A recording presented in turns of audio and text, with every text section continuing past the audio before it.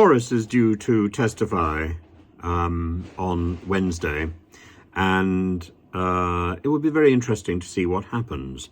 After it, there will be a vote. It will be a slightly freer vote than the vote on the Northern Ireland Agreement, on the Westminster framework, which is going to be slid in some sort of surreptitious way so that Parliament can have a say, but not much of a say.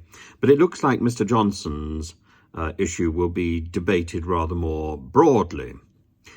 This is the thing on which Sue Gray, the civil servant who has been in the news recently for going over to the Labour Party after the mess that she saw in the Conservative Party. She's supposed to be impartial, but why would anybody be impartial after digging around in the sewerage that is Boris Johnson's number 10 Downing Street, it seems.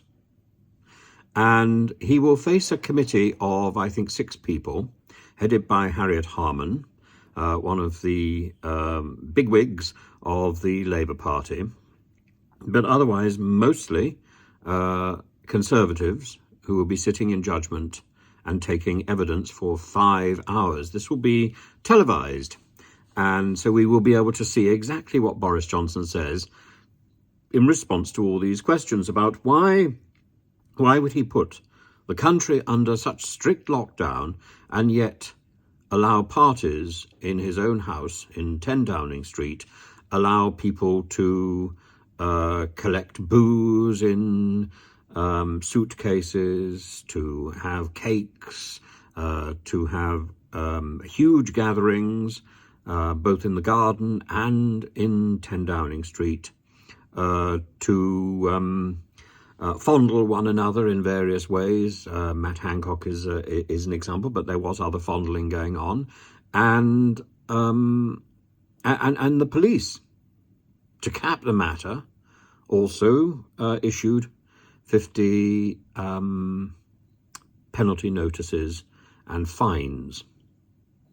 So if the Privileges Committee, as Nadine Dorries claims, will vindicate Boris Johnson's position, that is, that he may have broken the law, that he may have inadvertently told Parliament that all rules are being followed when they were not, but he didn't knowingly do so.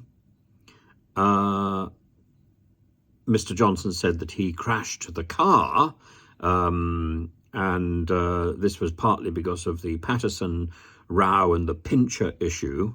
But the main thing is that he was getting us to do one thing while he was doing something else. Did he knowingly mislead Parliament? If he didn't knowingly mislead Parliament, then it's possible that he will be suspended. There would have to be a vote about this. And if he was suspended for 10 days, it's possible that his own constituency would have an opportunity to vote for him again. He would have to stand for election in his own constituency. Therefore, he may lose his seat completely.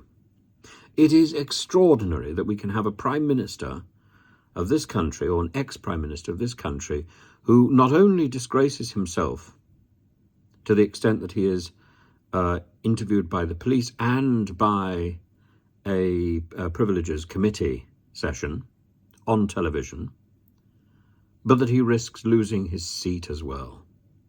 And at no point does he seem to have bowed to the inevitable reality of this and taken the graceful way out and moved into the upper chamber or something.